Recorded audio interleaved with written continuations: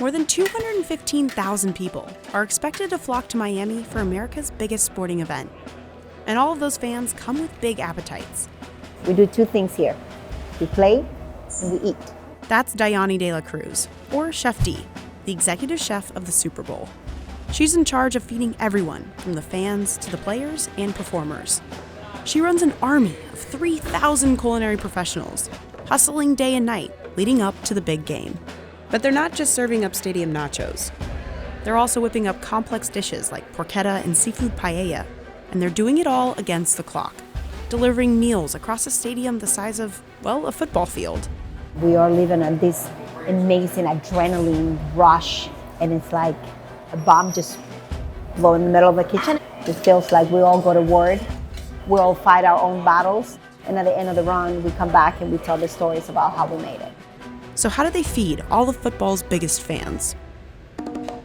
This year, Miami's Hard Rock Stadium is hosting the big game. The stadium and its caterer Centerplate are no stranger to big events. But for Super Bowl 54, things are taken up a notch. We are doubling the building and everything that we're doing so far.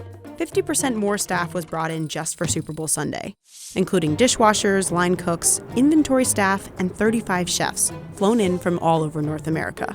But the staff has to think beyond the game. There are also press events, NFL executive dinners, and the fan experience at Miami Beach Convention Center, which means on top of the 65,000 fans squeezing into the stadium, the chefs are responsible for feeding an extra 150,000 people in just 1 week. While it wouldn't share an exact number, Centerplate does expect millions of dollars in sales for the Super Bowl alone. To get it all done, the culinary team began planning for this event nearly 4 years ago. But it all comes down to the 24 hours before the Super Bowl. There is a system to the madness. I know people don't believe that, but it is. There is something behind it. So this is how we work Super Bowl. Everything is in order. We kind of have a system. We have orders. We have labels. Inventory staff receives all incoming produce, starting 36 hours before game day. It's hustled into storage or divided into kitchen fridges. Chefs typically do most of the cooking from 7 kitchens in the stadium. But for Super Bowl Sunday, they had to wheel in 3 extra mobile kitchens and outsource cooking to local vendors in the Miami Beach Convention Center. Main kitchens crank out food for lounges, suites, and concession stands. And in those stands, the staff aims to keep the time between ordering your food and getting it in your hand at 45 seconds. Now these, what we do is we pre-cook them and we'll finish them in the oven the day of the game. And we'll keep them in the hot boxes at temperature and then we'll serve them. Kitchens are divided up into cold and hot sections. In the cold kitchen, they're throwing together dishes like wedge salads and ceviche. In hot, they're frying up heaps of plantains and chicken wings. Chefs line up rows of turkey sandwiches, labor over vats of lamb curry, and dish out gallons and gallons of baked beans for the sweets. Here, they'll be cooking 10,000 hot dogs alone. A little bit weary, tons of fun though. I'm a football fan, so go 49ers. Once cooked, all the food is rushed down the stadium's secret highway under the stands. Sorry, I walk fast. Tell me if I'm going to slow down. We call this the belly of the beast.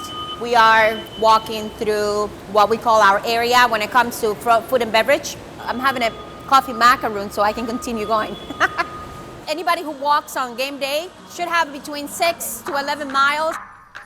All this is in preparation for the biggest food rush, right before kickoff. Food heads up to one of the 85 concession stands and carts in the concourse.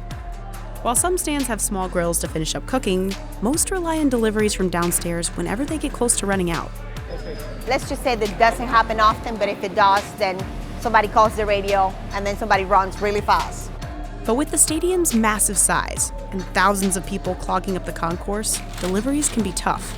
It's a big giant that moves on his own sometimes. Today, you might be selling all the flat pie pizza.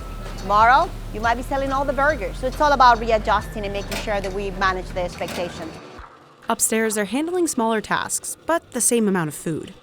We are in what we call the cold side area for suites. Out of these 2 kitchens, we fit about 157 suites. Imagine 157 small restaurants. We are in the best kitchen at Hard Rock Stadium. Woo!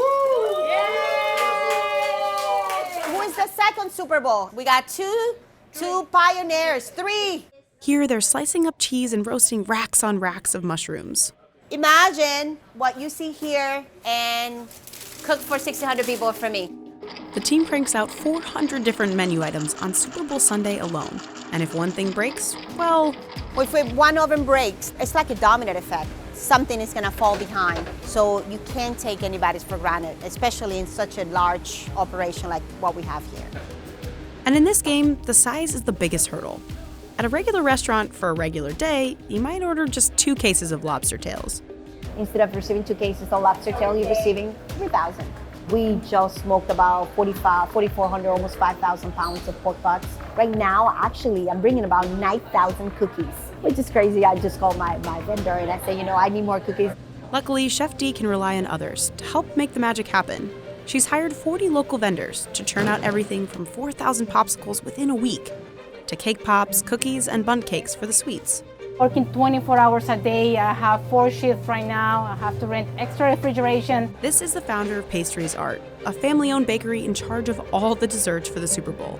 And yes, she did get that call for those 9,000 cookies. Chef D is super funny. We plan and get organized, and then she said, "Oh, by the way, Mama, just so you know, I may order a little bit more cookies." I'm like, "Okay, sure, no problem. How many more?"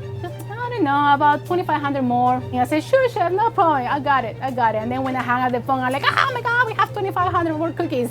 It's Center Plate's 15th Super Bowl, but it's Chef D's first. We are, all of us, bearing ourselves to thousands of fans out there. I always tell everybody, on game day, find a little moment, and look down into the bowl and find yourself thinking, pat yourself in the back and say, I did that.